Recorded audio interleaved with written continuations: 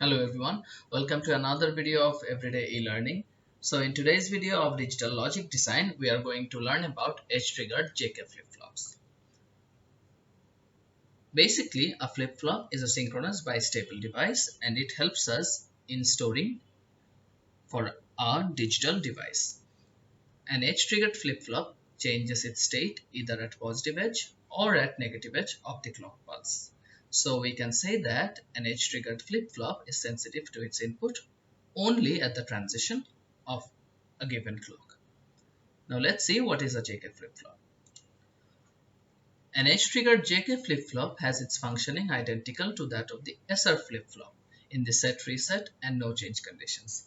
We discussed about SR flip-flop in our last video, so please watch that video. It will be helpful for this one too. The only difference that lies with JK flip-flop is in its condition where both the inputs are high. Now if you remember, I mentioned in the previous video that whenever the inputs for SR flip-flop, that is both the inputs for SR flip-flop is high, it gives invalid condition, invalid state output, but JK flip-flop does not do that. JK flip-flop has come up with a solution for that both high input state. Accordingly, you can see in the table below that we have the truth table for JK flip-flop, and we shall now see what happens when both the inputs are high. But whenever we have 0 0, it is the same as before, no change. Whenever it is 0 1, low input in J, the flip-flop will be reset. Whenever there is high input for J, the flip-flop will be in set condition, and whenever both the inputs along with the clock is high, then we'll be able to see toggle. Toggle means that both the outputs will be in opposite state. For example, if the outputs previously were 1 and 0, for both high input, the output will be opposite and it will be 0 and 1. Now let's match it with the timing diagram. Now let's consider this for the timing diagram, a negative edge JK flip-flop.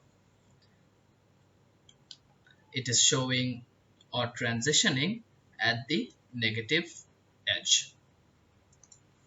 Let's match it. In this negative edge, J is in high condition, J is input high, and K is also input high. Let me write it down. J is high and K is also high. As both the inputs are high, we'll notice a toggle here. We'll notice a toggle position in this here as both the inputs are high according to our truth table here. So let's move on to the next edge, this one, second edge. We can see that J is low and K is high here as well.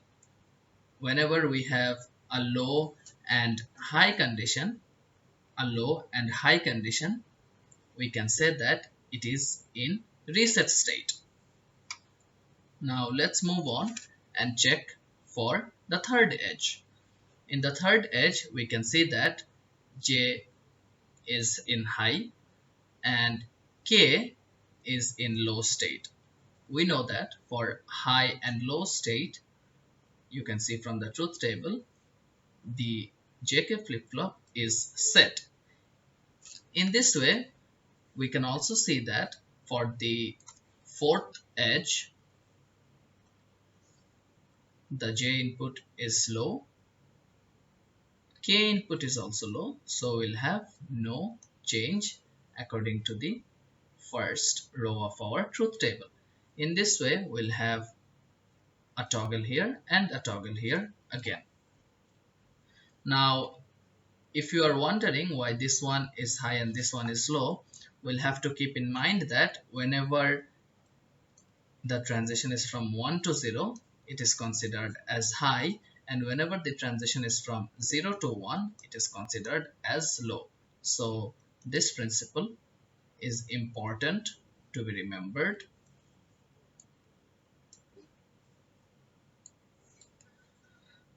Therefore, we can see that the timing diagram can be proved by taking the values from the truth table.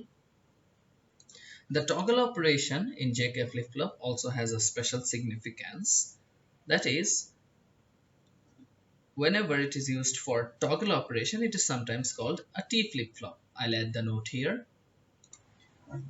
You can see the note here, and a T flip-flop kind of looks like this. Let me draw it. This is a JK with a clock, and this is input T, and the input is short circuited with K, and this is our clock. So we have Q and Q naught. So a JK flip-flop used for toggle operation is also known as T flip-flop. It is also used in a lot of our digital systems.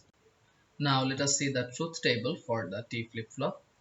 As the two inputs are short circuited, we have to take only one input in the truth table.